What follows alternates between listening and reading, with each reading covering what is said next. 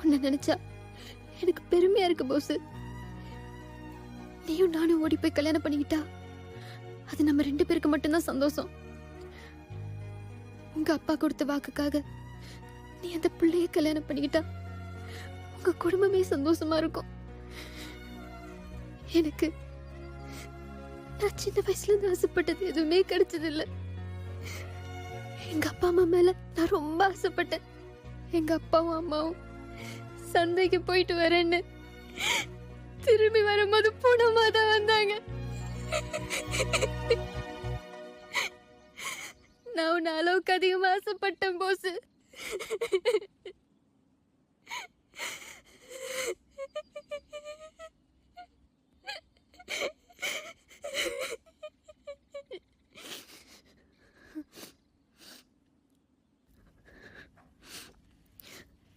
நான் உன்னை சிறுக சிறுக மறந்துடுவேன்.